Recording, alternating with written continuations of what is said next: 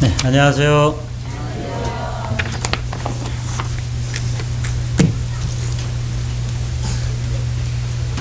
네, 오늘은 에베소서 4장 15절부터 5장 21절까지를 한번 같이 읽어보겠습니다. 시간이 짧아서 좋아졌습니다. 시간이 우리 형님 통해서 아주 감동을 주셨는데 감동이 이어져야 되는데 에베소서 4장 15절부터 5장 21절까지를 같이 좀 읽어가도록 하겠습니다. 준비되셨으면 같이 읽겠습니다. 시작. 오직 사랑 안에서 참된 것을 하여 범사에 그에게까지 자랄지라. 그는 머리니 곧 그리스도라. 그에게서 온 몸이 각 마디를 통하여 도움을 받음으로 연결되고 결합되어 각 지체의 분량대로 역사하여 그 몸을 자라게 하며 사랑 안에서 스스로 세우느니라. 그러므로 내가 이것을 말하며 주 안에서 증언하노니 이제부터 너희는 이방인이 그 마음에 허망한 것으로 행함같이 행하지 말라. 그들의 총명이 어두워지고 그들 가운데 있는 무지함과 그들의 마음이 굳어짐으로 말미암아 하나님의 생명에서 떠나 있도다. 그들이 감각 없는 자가 되어 자신을 방탕에 방임하여 모든 더러운 것을 욕심으로 행하되 오직 너희는 그리스도를 그같이 배우지 아니하였느니라. 진리가 예수 안에 있는 것 같이 너희가 참으로 그에게서 듣고 또한 그 안에서 가르침을 받았을진대 너희는 유혹의 욕심을 따라 썩어져가는 구습을 따르는 옛사람을 벗어버리고 오직 너희의 심령이 새롭게 되어 하나님을 따라 의와 진리의 거룩함으로 지으심을 받은 새 사람을 입으라. 그런즉 거짓을 버리고 각각 그 이웃과 더불어 참된 것을 말하라. 이는 우리가 서로 지체가 됨이라. 분을 내어도 죄를 짓지 말며 해가 지도록 분을 품지 말고 마귀에게 틈을 주지 말라. 도둑질하는 자는 다시 도둑질하지 말고 돌이켜 가난한 자에게 구제할 수 있도록 자기 손으로 수고하여 선한 일을 하라. 무릇 더러운 말은 너희 입 밖에도 내지 말고 오직 덕을 세우는데 소용되는 대로 선한 말을 하여 듣는 자에게 은혜를 끼치게 하라. 하나님의 성령을 근심하게 하지 말라.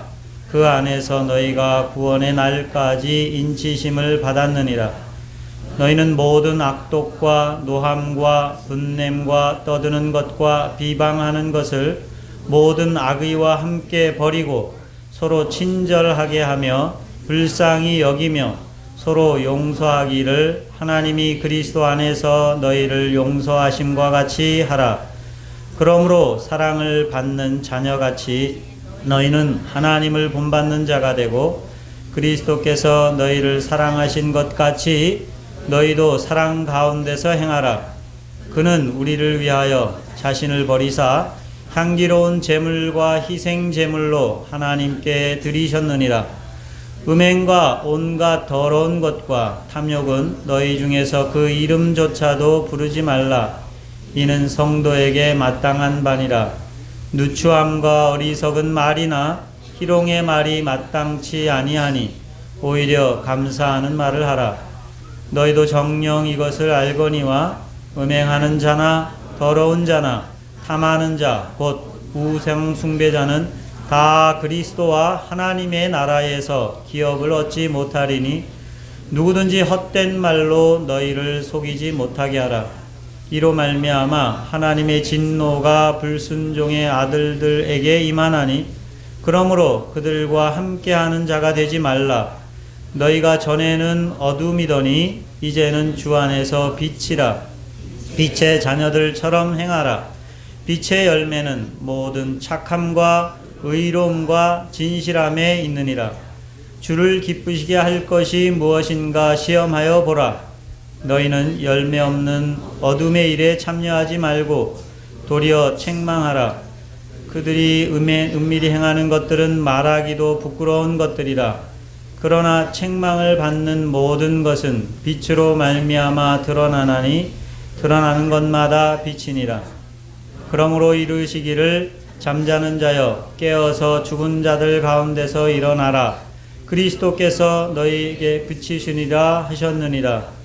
그런즉 너희가 어떻게 행할지를 자세히 주의하여 지혜 없는 자같이 하지 말고 오직 지혜 있는 자같이 하여 세월을 아끼라.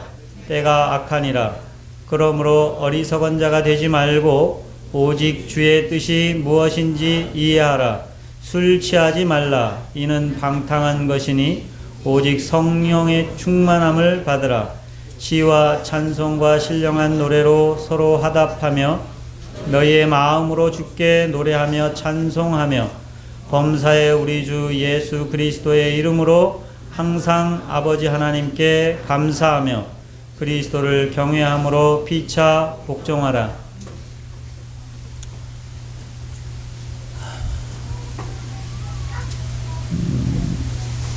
날이 정말 춥습니다. 12월 또 1월 겨울이 되면 제가 지금 놀부 식당에서 일을 하고 있는데 좀 주말 정도 되면 상당히 좀 바쁜 시간이 됩니다. 그런데 특별히 겨울이 되면 식당이 좀 식당 안에 긴장감이 도는 그런 시간이 많았습니다. 왜냐하면 제가 이제 배달도 하는데 배달을 같이 있던 직원이 같이 배달을 했습니다. 주말에 주로 배달이 한 20개 정도 되면 거의 한 저녁 시간을 거의 밖에서 이렇게 오토바이를 타야 되는 그런 시간입니다. 저도 어제 배달이 한 18개 건이 있었는데 요즘에 이제 그 직원이 그만둬서 제가 배달을 하는데 5시부터 9시까지 그냥 오토바이를 신나게 탔습니다.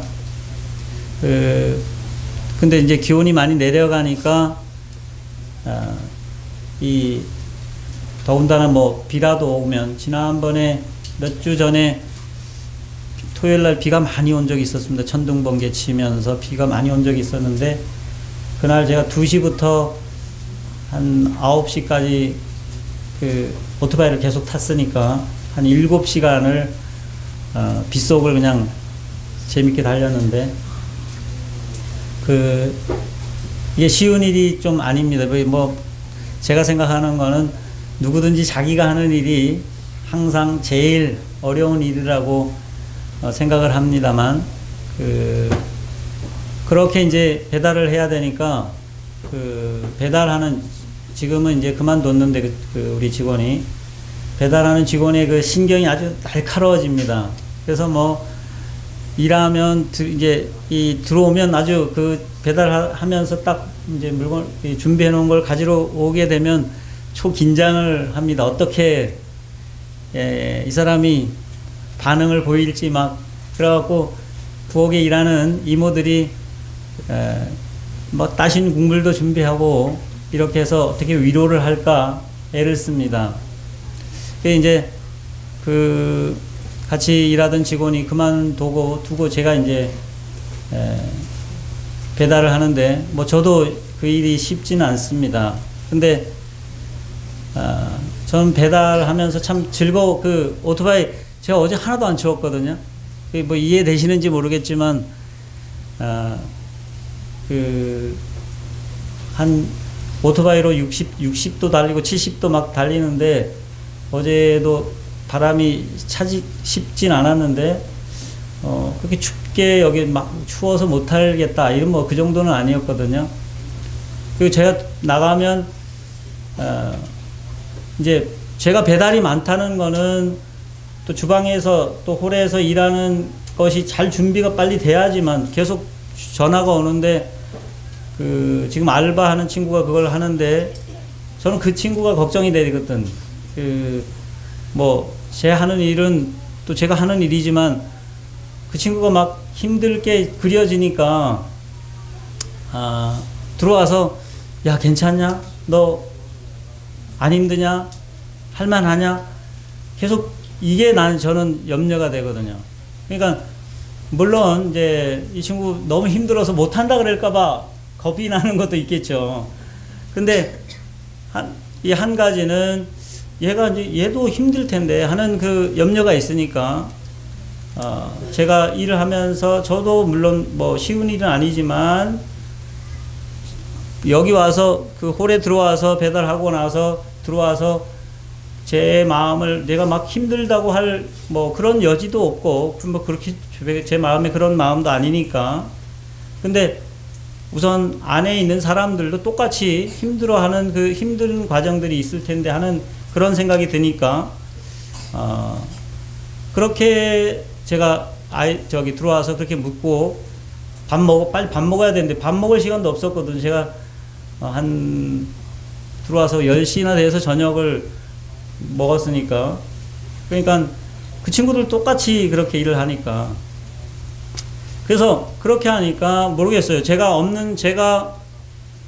일할 때는 아주 우리 배달하는 직원이 들어오면 서로 막 긴장이 되고 어떻게 하든지 잘 대하려고 애를 썼었는데 물론 지금도 여전히 홀에 일하시는 분들이 제가 이제 들어가면 그렇게 저녁 챙겨 뭐 따뜻한 국물이라도 먹여주려고 하고 그렇게 하십니다. 그렇지만 분위기가 어떤지는 잘 모르겠어요. 그 예전하고 똑같은지 다른지는.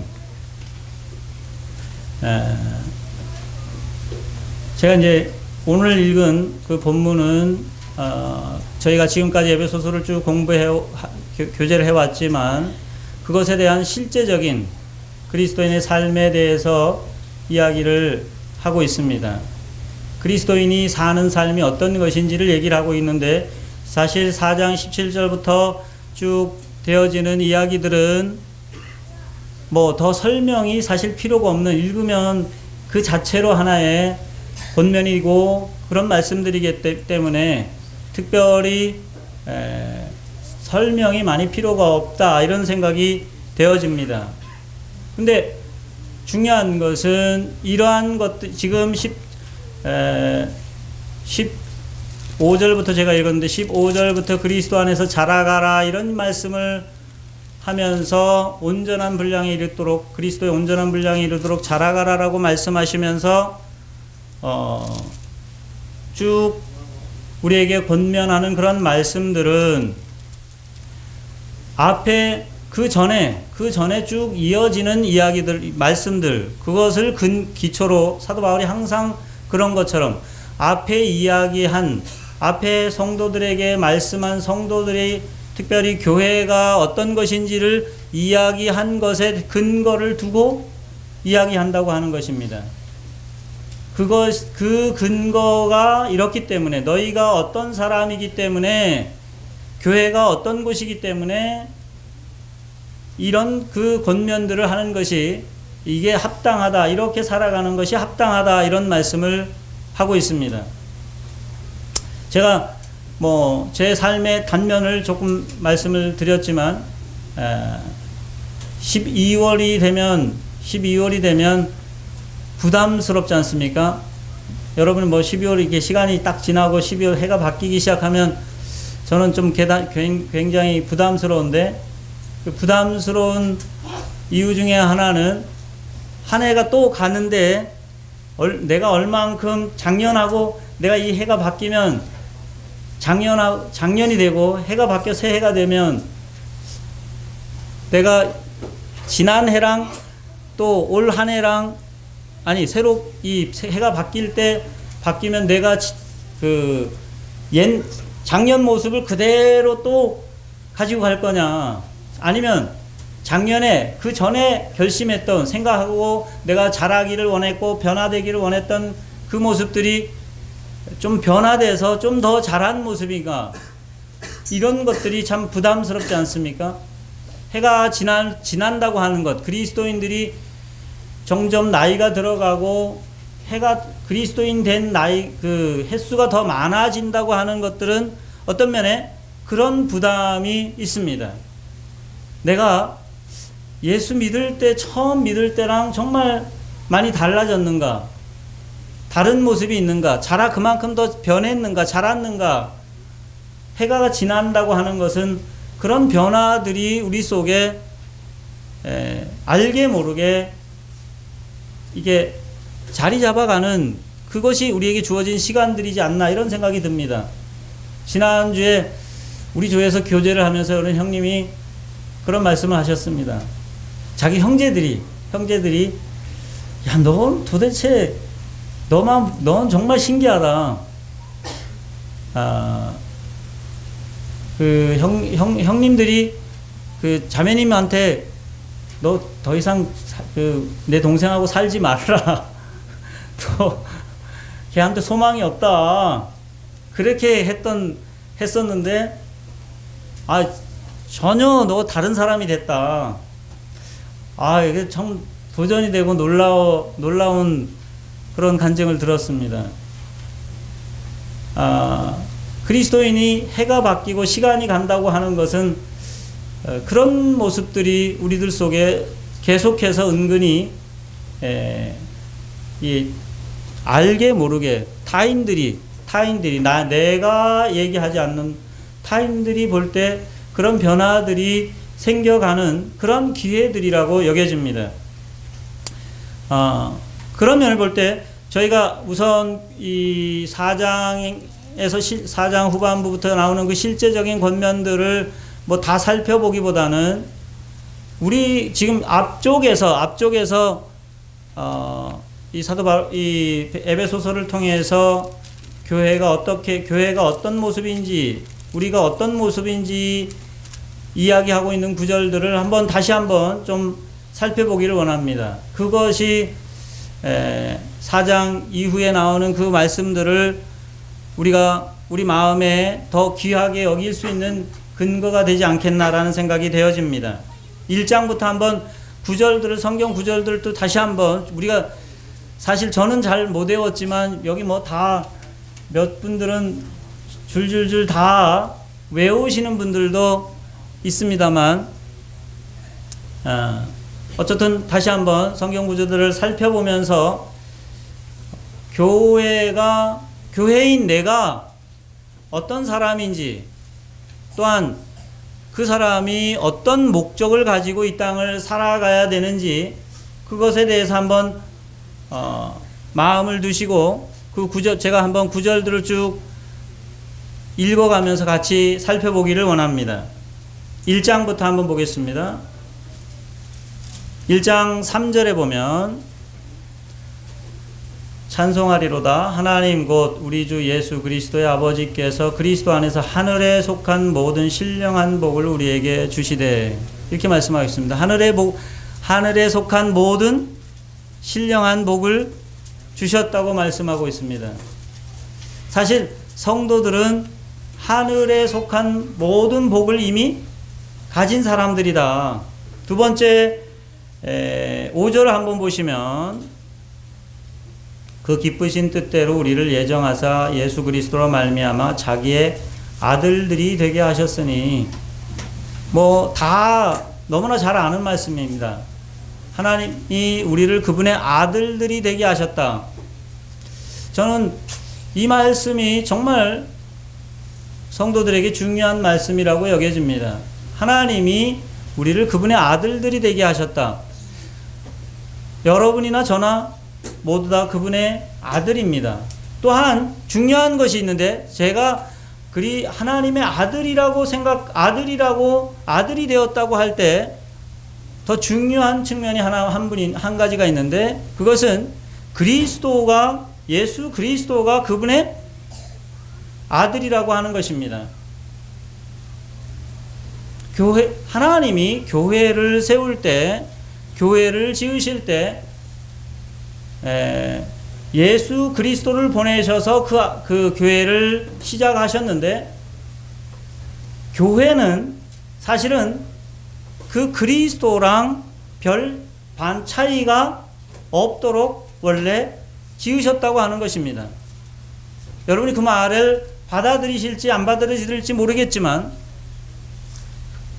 성경에서 성경 전체적으로 얘기하고 있는 바는 하나님이 그 아들을 이 땅에 보내심은 결국 그 아들과 같은 아들들을 더 만들기 위한 것입니다.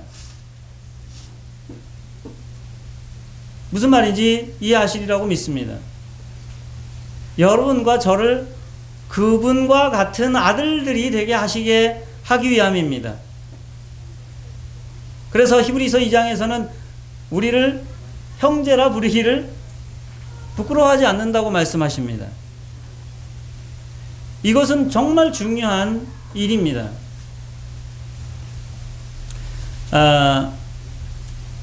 우리는 내가 그분의 사람들이 우리를 그리스도인이라고 합니다. 그리스도인이라고. 여러분이 그리스도인이라 하는 말이 무슨 말인지 다 아십니다.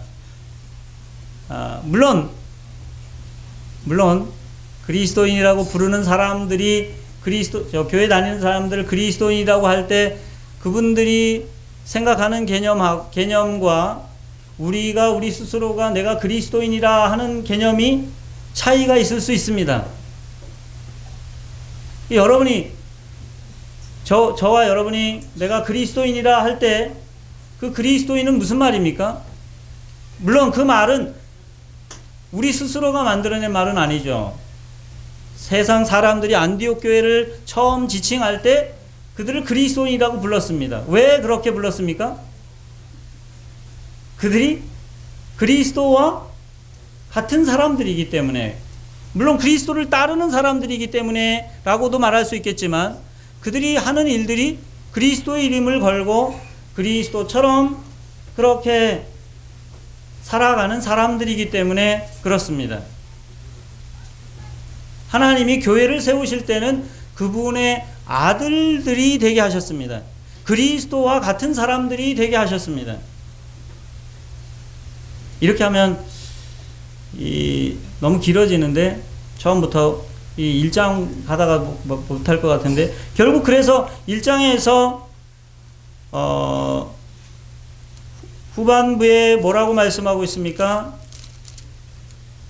20절부터 보면은 그의 능력이 그리스도 안에서 역사하사 죽은 자들 가운데서 다시 살리시고 하늘에서 자기의 오른편에 앉히사 모든 통치와 권세와 능력과 주권과 이 세상뿐 아니라 오는 세상에 일컫는 모든 이름 위에 뛰어나게 하시고 또 만물을 그의 발 아래 복종하게 하시고 그를 만물 위에 교회의 머리로 세우셨느니라. 교회는 그의 몸이니 만물 안에서 만물을 충만하게 하시는 이의 충만함이니라. 교회를 그리스도의 몸이라고 말할 수 있는 이유가 여기 있습니다. 그리스도가 머리시고 몸이 교회면 사실 세상에 보여지는 것은 뭐를 통해서 그리스도가 보여지겠습니까? 교회를 통해서 그리스도가 누구인지를 알 수가 있습니다. 그리스도가 어떤 분인지 드러나게 됩니다. 사실 몸이 하는 일들을 통해서 그리스도가 누군지, 하나님이 사실 어떤 분인지 드러나게 되어 있습니다. 2장에 넘어가면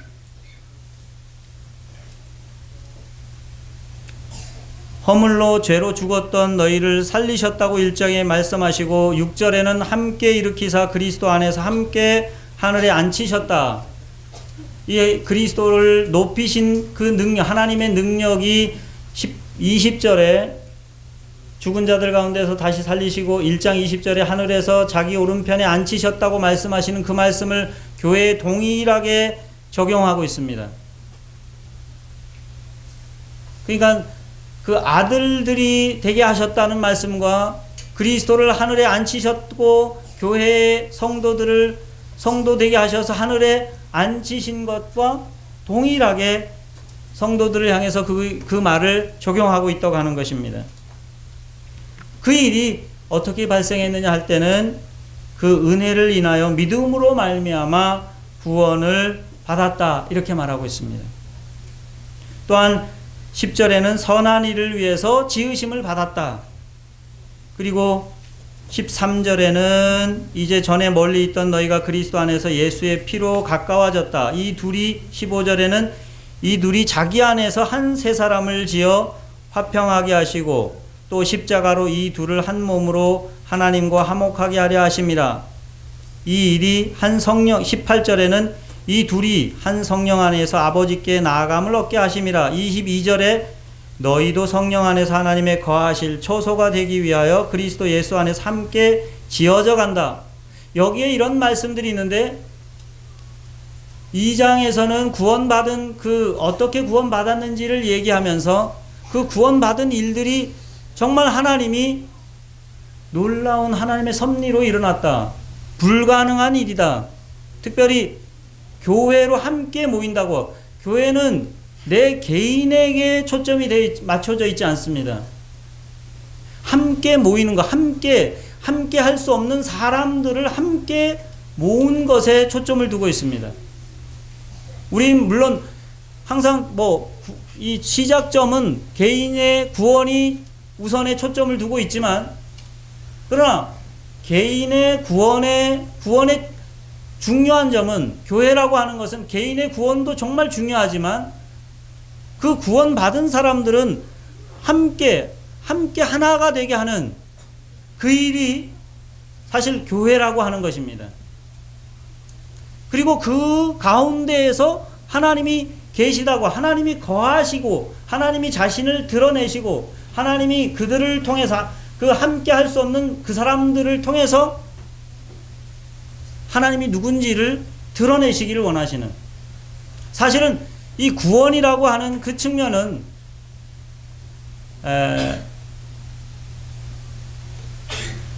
저는 그 구원의 관점들을 창세기의 일이 지금 다시 새롭게 내 안에서 시작된 일이다. 원래 하나님이 사람을 지으실 때 그분의 형상대로 지었습니다. 그분의 형상대로 지었다. 다른 만물들은 물론 하나님의 솜씨가 다 드러나서 그 속에서 하나님이 어떤 분인지를 볼 수 있습니다. 그러나 그분을 닮도록 만들었다고 하진 않았습니다. 근데 사람은 어떻습니까? 그분을 닮도록, 그분의 형상대로 지었다고 말하고 있습니다. 그러니까 사람을 볼 때 하나님이 누군지 가장 잘 볼 수 있도록, 알 수 있도록 그렇게 만들었다고 하는 것입니다. 지금은 우리가 하나님을 어떻게 알 수 있습니까? 하나님을 어떻게 알 수 있습니까? 우리는 기록된 하나님의 말씀을 통해 알 수 있습니다. 그런데 하나님이 정말 원하시는 것은 이 말씀을 주시면서 말씀을 통해서 성도들에게 원하시고 성도들에게 그리스도를 보내신, 이 땅에 그리스도를 보내신 그 이유는 그 성도들을 통해서 사실 하나님이 어떤 분인지를 알게 하는 그 일을 시작하신 것이 구원입니다. 성도들을 볼 때 하나님이 어떤 분인지를, 교회를 볼 때 사실 하나님이 어떤 분인지, 하나님의 성품과 하나님이 계시다고 하는 것을 볼 수 있도록 한 것이 이 구원의 시작이고, 내가 그 일에 참여하게 된 사람이 된 것입니다. 이게 복음인 것입니다. 이거만큼 놀라운 복음이 어디 있겠습니까? 하나님이 그 하나님의 아들의 형상을 다시 회복시키셔서, 원래 하나님이 사람들을 통해서 그 하나님이 누군지를 드러내시려고 하셨던, 하나님이 영광을 받으시려고 하셨던 그 일들을 나를 통해서, 교회를 통해서 하게 된 그 일, 그게 구원이지 않습니까? 그 일이 하나님의 비밀이다.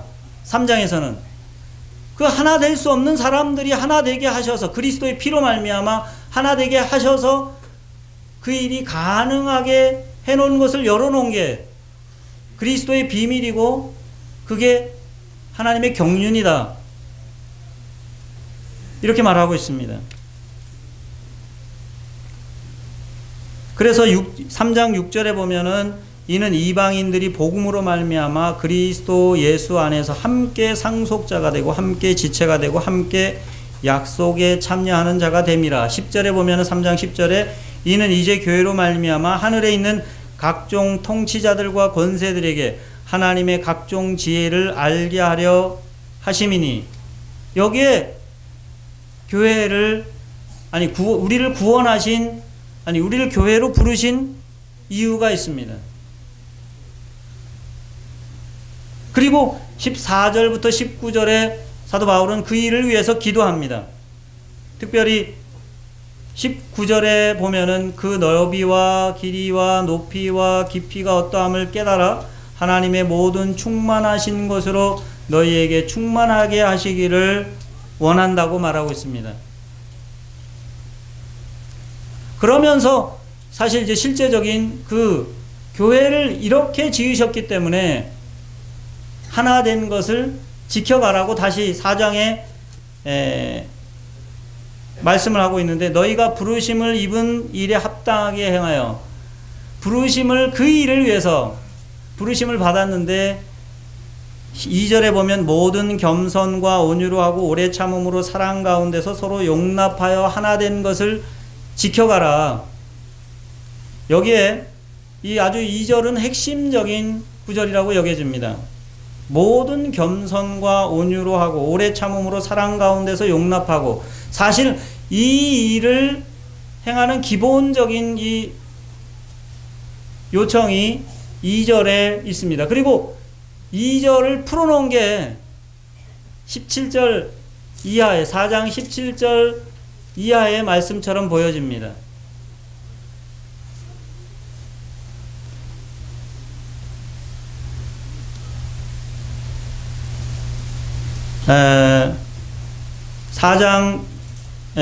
우리가 15절부터 오늘 읽었는데, 사랑 안에서 참된 것을 하여 범사에 그에게까지 자랄지라. 그는 머리니 곧 그리스도라. 그에게서 각 온몸이 각 마디를 통하여 도움을 받음으로 연결되고 결합되어 각 지체의 분량대로 역사하여 그 몸을 자라게 하며 사랑 안에서 스스로 세운다고 말씀하고 있습니다. 지금 1장부터 4장 전반까지 그냥 쭉 바로 살펴봤는데, 제가 이 말씀을 드리는 것은 우리 스스로가 교회가 내가 어떤 사람인지 그 부분에 대한 정리가 명확하지 않으면, 지금 그 17절 이하에 나오는 그 말씀들은 그냥 내가 그 일을 행하는 율법적인 그런 개념으로, 뭔가 해야 되는 그런 개념으로 밖에 들리지 않을 것입니다. 교회의 구성원들이 어떤 사람인지, 교회라고 하는 것이, 내가 교회에 속했다고 하는 것이 어떤 것인지가 1차적으로 명확해지면, 그 다음에 이 말씀들이 그냥 자연스럽게 그 권면하는 말씀들이 무엇인지 이해가 되어집니다.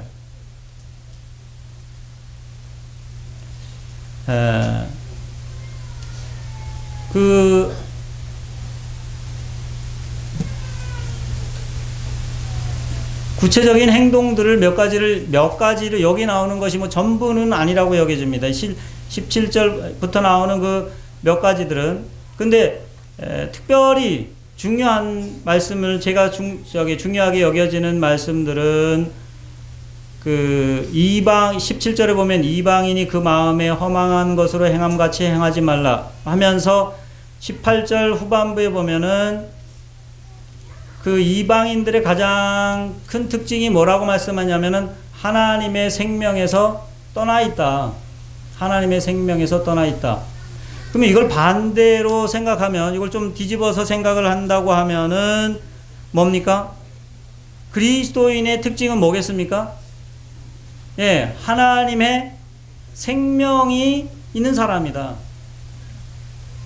하나님의 생명을 가진 사람들이다 하는 것입니다. 그게 구원입니다. 하나님의 생명이 우리 안에. 그래서 그 아들이 됐다.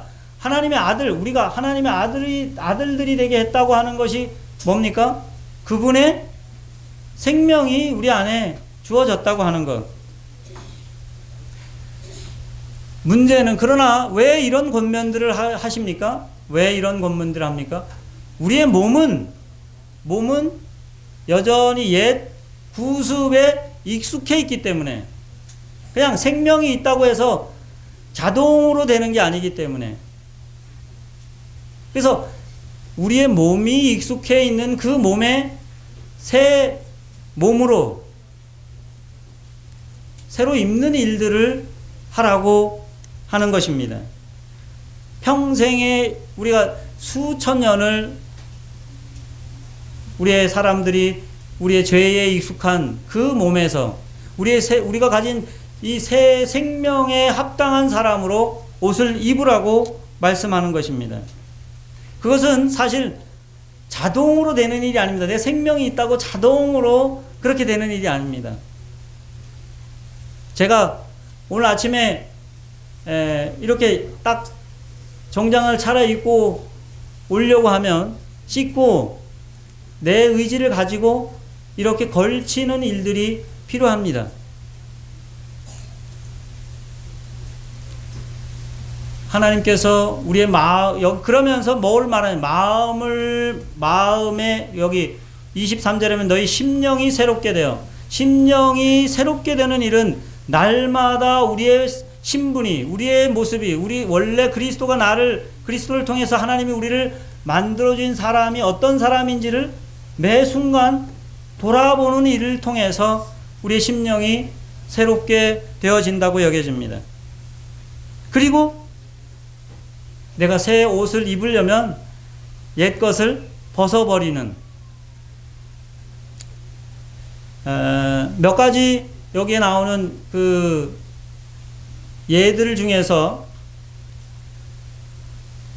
거짓을 버리라 이렇게 말씀하고 있습니다. 거짓은 원래 누구에게서 나온 겁니까? 사탄의 가장 강력한 무기가 거짓입니다. 그러니까 거짓을 자꾸 얘기하고 거짓을 행동하고 한다는 것은 여전히 사탄의 무기를 내가 사용하고 있다는 거 아닙니까? 분을 내어도 죄를 짓지 말라고 하는데, 분은 뭡니까? 자기가 여전히 하나님 된 자리, 그 자리를 놓지 않는 자기 방어 기제입니다. 내 마음대로 되지 않는 일에 대해서, 아니면 누군가가 나에 대해서 하는 말들에 대해서 반응을 보이는 것이 우리의 분냄인데, 사실은 이 분을 내지 않을 수 있는 한 가지 길이, 한 가지 생각해 볼 수 있는 게 있는데, 좀 받아들이면 됩니다. 받아들이면. 누군가가 나를 비난할 때 그냥 그대로 받아들이면 됩니다. 언젠가 어떤 분이 제게 문자를 보내서 참 형제가 참 교만하다 이런 문자를 보내왔습니다.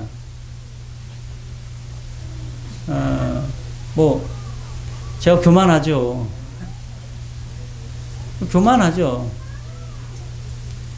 제 교만한 것을 보게 하신 것에 대해서 그냥 받아들이면, 그리고 내가 그때 정말 난 교만하지 않게 했다, 행동했다, 그러면 그 말은 내게 의미가 없기 때문에 거기에 대해서 반응을 보일 이유도 없습니다. 근데 우리는 그 말들을 자주 이게 곱씹으면서 거기에 대해서 어떻게 반박을 할까 하는 것이 우리로 분노하게 만듭니다. 사실이 그러면 사실이기 때문에 분노할 일이 없고, 사실이 아니면 나랑 상관이 없는 일이기 때문에 별로 분노할 일이 없습니다.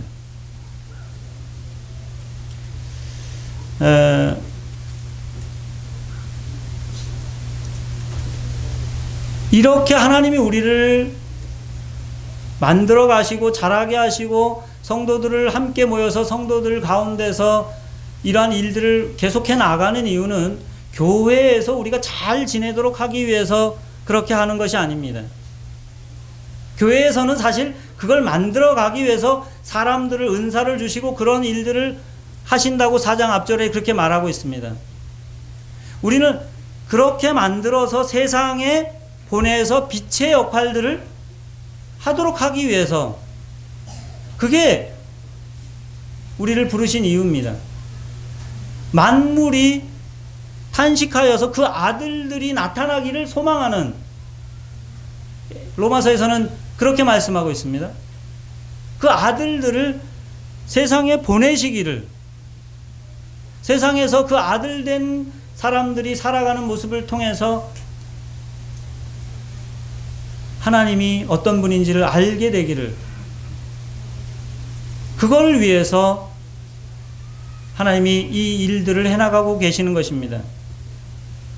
그래서 우리의 사는 시간들을 어떻게 살아야 할지 정말 자세히 주의해서 지혜롭게 기회가 있는 대로 그 기회들을 사야 되는,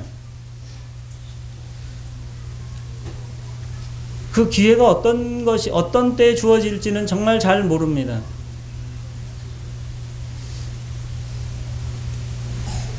세월을 아끼라. 세월을 아끼라는 말이 기회를 사라 이런 말이지 않습니까? 아브라함이 정말 그 대표적인 예라고 생각이 되어집니다. 하나님의 사자들이 지나갈 때 거의 강제로 들어와서 막 손잡고, 그런데 그 지나가는 사람들이 하나님의 사자들인지 아브라함이 알았을까요? 그렇지 않았을 거라고 여겨집니다. 그 자기에게 주어진 기회들을 정말 샀습니다. 그리고 그는 그 사람들을 통해서, 그 하나님의 사자들을 통해서 정말 중요한 정보들을 얻게 됐고, 그 하나님을 섬기는 그런 기회가 되었습니다. 기회를 사는 것은 정말 그런 투자들이 필요한 것입니다.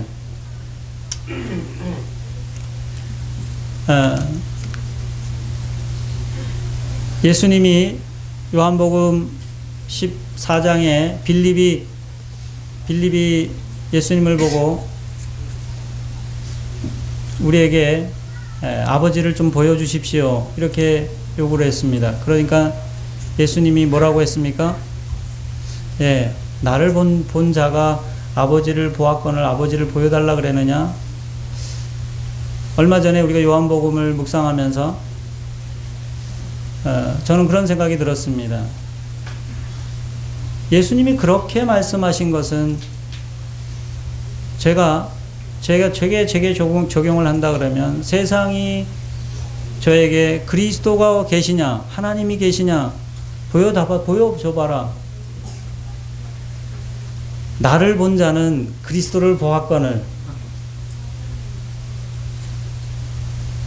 그리스도인이 그렇게 말할 수 있으면, 주님은 교회를 통해서 그 일을 준비하고 계시지 않습니까? 나를 보았, 왜냐하면 계속 사도 바울이 권면하는 말씀은 뭡니까? 내가 그리스도를 본받은 것처럼 너희도 그리스도를 본받으라고 이렇게 계속 권면하고, 그리스도처럼 그분이 죽었는데 결국 하나님이 교회를 부르신 이유는 나를 보면, 교회가 세상에 대해서 할 말이 교회를 보면 그리스도를 보았거늘 뭘 보여달라 그러느냐, 이렇게 하나님이 기대하시는 것이 교회지 않나. 정말 죽을 기회가 있을 때 꼭 죽어야 될 자리에서 죽을 준비가 되어 있는, 그게 복음이 우리에게 만들어 놓은 일이지 않나. 그게 교회가 어떤 모습인지 드러내지는 것이 아닌가. 이 일을 위해서 이 작은 것들, 여기에 나오는 몇 가지 권면들을 한 것으로 여겨집니다. 여기에 17절부터 21절까지를 다시 한번 이런 생각들을 하면서 한번 읽어보면 좋겠습니다. 다시 한번 읽고 마치도록 하겠습니다. 그러므로부터 시작. 그러므로 내가 이것을 말하며 주 안에서 증언하노니 이제부터 너희는 이방인이 그 마음에 허망한 것으로 행함같이 행하지 말라. 그들의 총명이 어두워지고 그들 가운데 있는 무지함과 그들의 마음이 굳어짐으로 말미암아 하나님의 생명에서 떠나 있도다. 그들이 감각 없는 자가 되어 자신을 방탕에 방임하여 모든 더러운 것을 욕심으로 행하되 오직 너희는 그리스도를 그같이 배우지 아니하였느니라. 진리가 예수 안에 있는 것 같이 너희가 참으로 그에게서 듣고 또한 그 안에서 가르침을 받았을진데 너희는 유혹의 욕심을 따라 썩어져가는 구습을 따르는 옛사람을 벗어버리고 오직 너희의 심령이 새롭게 되어 하나님을 따라 의와 진리의 거룩함으로 지으심을 받은 새 사람을 입으라. 그런즉 거짓을 버리고 각각 그 이웃과 더불어 참된 것을 말하라. 이는 우리가 서로 지체가 됨이라. 분을 내어도 죄를 짓지 말며 해가 지도록 분을 품지 말고 마귀에게 틈을 주지 말라. 도둑질하는 자는 다시 도둑질하지 말고 돌이켜 가난한 자에게 구제할 수 있도록 자기 손으로 수고하고 선한 일을 하라. 무릇 더러운 말은 너희 입 밖에도 내지 말고 오직 덕을 세우는데 소용되는 대로 선한 말을 하여 듣는 자들에게 은혜를 끼치게 하라. 하나님의 성령을 근심하게 하지 말라. 그 안에서 너희가 구원의 날까지 인치심을 받았느니라. 너희는 모든 악독과 노함과 분냄과 떠드는 것과 비방하는 것을 모든 악의와 함께 버리고 서로 친절하게 하며 불쌍히 여기며 서로 용서하기를 하나님이 그리스도 안에서 너희를 용서하심과 같이 하라. 그러므로 사랑을 받는 자녀같이 너희는 하나님을 본받는 자가 되고 그리스도께서 너희를 사랑하신 것 같이 너희도 사랑 가운데서 행하라.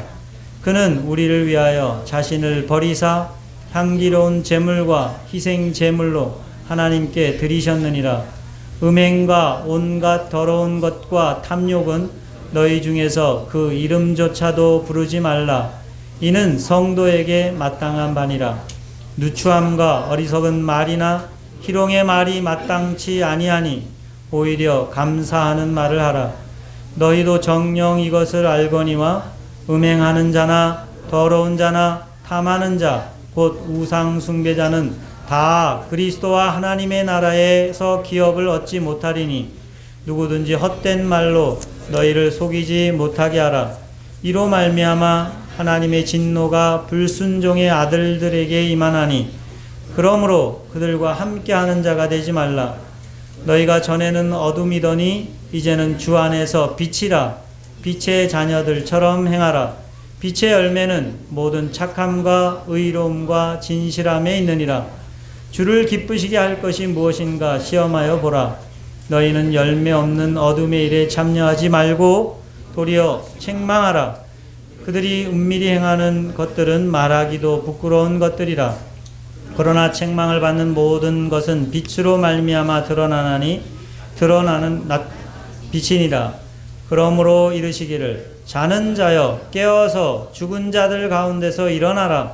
그리스도께서 너에게 비추이시니라 하셨느니라. 그런즉 너희가 어떻게 행할지를 자세히 주의하여 지혜 없는 자같이 하지 말고 오직 지혜 있는 자같이 하여 세월을 아끼라. 때가 악하니라.